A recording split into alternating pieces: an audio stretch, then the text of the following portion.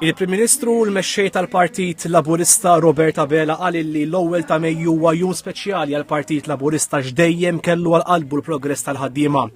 Dr. Abela qal li l-Partit Nazzjonalista baqa' l-Partit tal-Awsterità għax meta kien fil-gvern tefa' l-piżijiet fuq in-nies. Hawnhekk semma kif l-eks Ministru Tonio Felek ma skużax ruħu meta tefa' l-piżijiet fuq il-poplu, anzi qal li l-Partit Nazzjonalista kellu raġun meta għamel hekk. Argumenta li din hija l-aqwa prova li l-Partit Nazzjonalista jemmel il-kontijiet tad-dawl għandhom jiġu dettati mis-suq internazzjonali.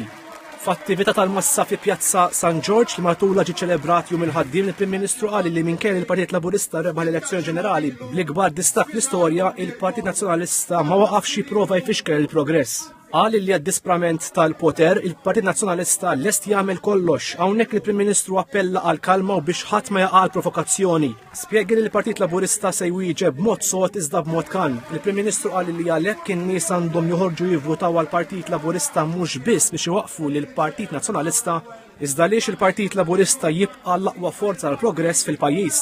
Dr. Abela qal li fit-8 ta' Ġunju li ġej in-nies jivvutaw ukoll sabiex jażlu t-tmexxija l-komunitajiet. Qal il-Gvern għandu idejat sabiex ikompli tejjeb il-kwalità tal-ħajja tan-nies billi fost oħrajn se jkomplu jiġu identifikati artijiet illi minflok jinbnew isiru spazji miftuħa.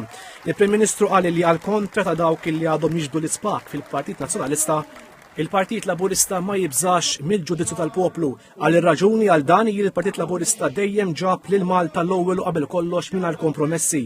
Ir-rimarka li waqt li ħadd ieħor jitrijat meta l-Ewropa tajt li għandu jieqa' fis-sussidju tal-enerġija, il-Partit Laburista se jibqa' kontra li l-piżijiet jintefgħu fuq in-nies. Qal li waqt li l-Partit Nazzjonalista fil-Gvern daħħal il-pajjiż reċessjoni, il-Partit Laburista fil-Gvern wassal biex Malta għandha l-ikbar tkabbir ekonomiku u rekord ta' persuni li mhumiex qiegħda. Il-Prim Ministru tkellem dwar il-gwerer u qal li waqt li ħadd ieħor irid il-gwerer fl-Ewropa, il-Gvern se jkompli jimbutta għal paċi. Dr. Abela qal li l-Gvern se jkun qed jagħmel dak kollu possibbli bid-diplomazija sabiex jgħin fil-waqfin mill-ġlied. Dan b'kuntrarju ta' dawk illi qal iridu jarmaw lil partijiet b'armamenti.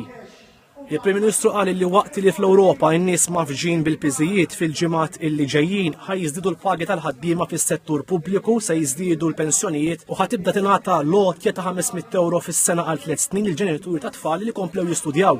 Waqt li elenka diversi miżuri li diġà daħlu fis-seħħ fosthom iż-żidiet fiċ-Children's Allowance u l-Carers Leave, il-Prim Ministru qal li jekk in-nies jerġgħu jisifqu l-fiduċja se jibqa' jaħdem għall-poplu.